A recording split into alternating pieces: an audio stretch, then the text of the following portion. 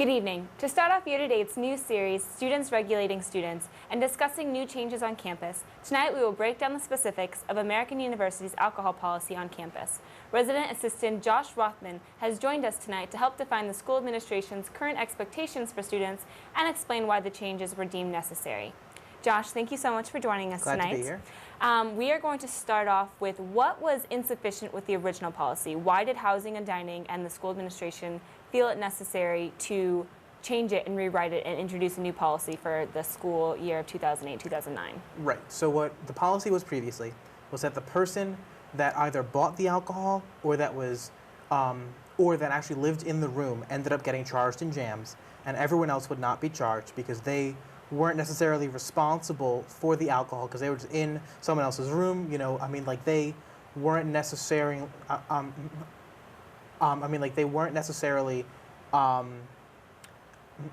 Like they weren't really owning the alcohol. Right. For the alcohol. Right. Okay. Now, does the school administration, is this an attempt to have students kind of regulating each other and letting it know, because the specific term right now is knowingly and voluntarily in the presence of alcohol. So a lot of controversy has come up concerning roommates, whether or not they have a responsibility to contact their resident assistant or their resident director and let them be aware of the situation and let them know that their roommate has alcohol in the room. Right. That's sort of a tricky situation. The wording is knowingly and willingly. So let's say that I'm a roommate and my roommate has alcohol, right? If my roommate is actively having a party and that party happens to get busted, if I am not participating in the drinking, meaning I'm studying, I have headphones on, I'm not really involved in the party, then I may have been knowingly in the presence of, I was not willingly in the presence of. The policy says knowingly and willingly. Both cases have to be there.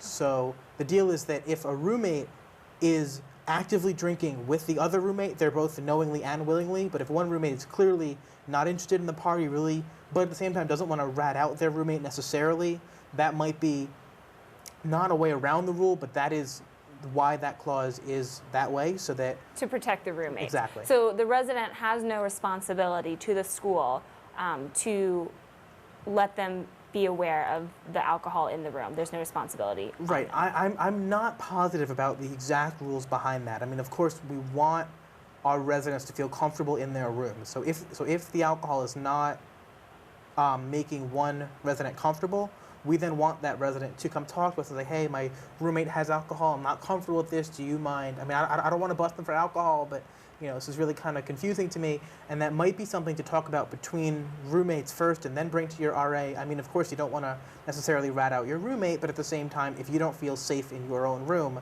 that's a problem as well.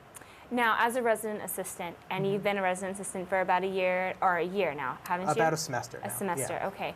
Do you feel that this enhances your job, makes it easier, or does it complicate matters when you go into a situation and there's alcohol in a room on campus? It makes my life a lot easier. What I can do at this point is walk into a room that has alcohol and document every person in that room, because everyone is knowingly and willingly in the presence of, unless there's a case of a roommate who's not willingly in the presence of. Now, procedurally, I have to still document that roommate, but in my report, I can say, hey, you know, Rachel wasn't really willingly drinking, you know, she was just hanging out and studying, and Rachel might not end up in jams. Okay. That's really not my call. My call is only to see what is happening in that room and then figure out what to do from there. But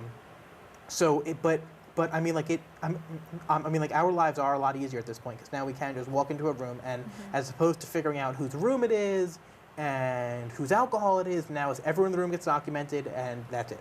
Okay, and then the regular JAMS procedures that were taking place last year are also in place. Are you aware of that? Right. For specific procedural questions on JAMS, I'd have to direct you to JAMS itself, because I'm not exactly sure how the process worked. I have never personally been through a JAMS proceeding, so I don't know how it works.